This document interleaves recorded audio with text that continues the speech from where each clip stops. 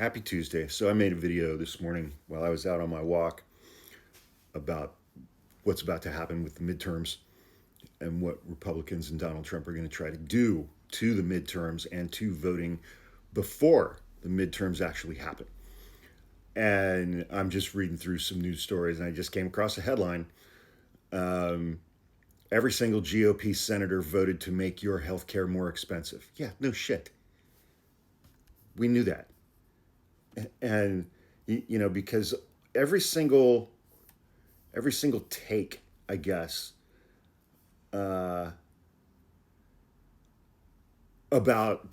these 8 members of the Senate, 7 Democrats, 1 independent, siding with Republicans to end the government shutdown, a shutdown that Democrats were winning, a shutdown that the people who were being negatively affected by its impact were telling Democrats, please keep fighting.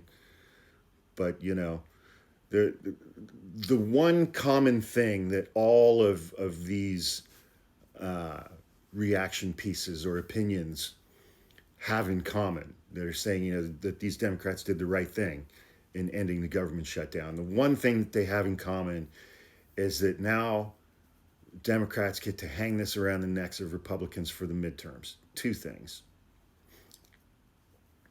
Midterms are a year away.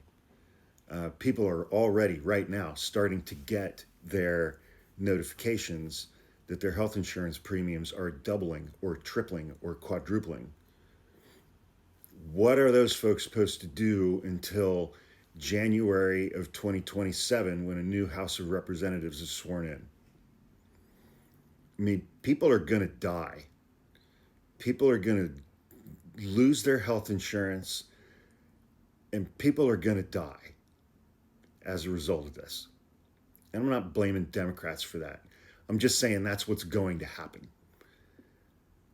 And that, to me, seems like a pretty steep price. And yeah, I've heard several commentators say, and they may be right, say flat out that there was no way, there was no hope that Republicans were going to blink on this and somehow come to an agreement to keep these ACA health insurance subsidies in place through the midterms. They may be right. I don't know. They may be right. But my overall point is that all of these, was it 50, every single GOP senator voted to make your health care more expensive. Yeah, they did.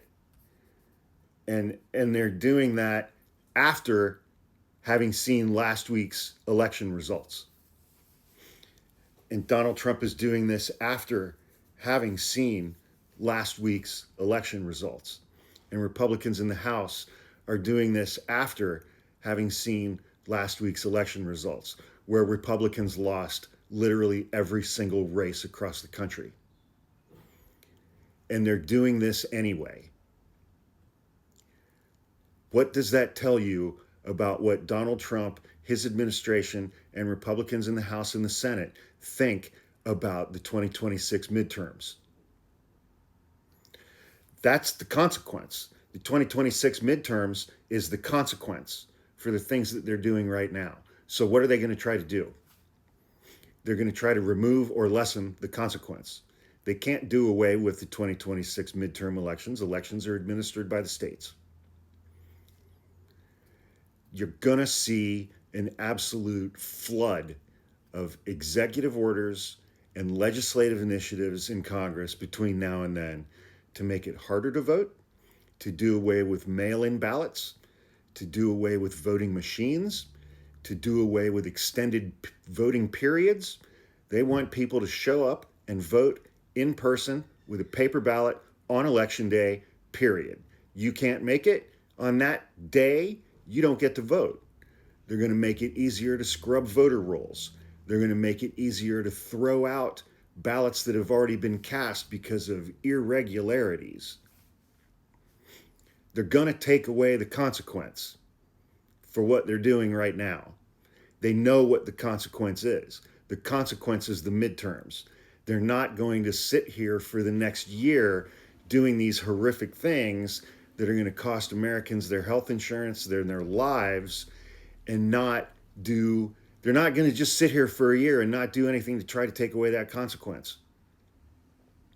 Fortunately, we have people like Mark Elias out there, the election litigator, who's I think the closest thing to a superhero this country has right now. But they're not going to sit here and do nothing. And then if Democrats do somehow win the House and or the Senate in the midterms, Mike Johnson's still going to be Speaker of the House on that first day of the next Congress, the next House. I'd be like, oh, wow. I don't know, man. It looks like there's some irregularities in the election of Democratic representative of X from whatever state.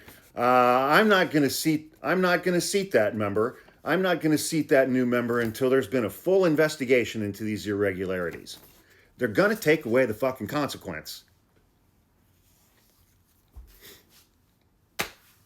Hanging around the necks of Republicans for the midterms.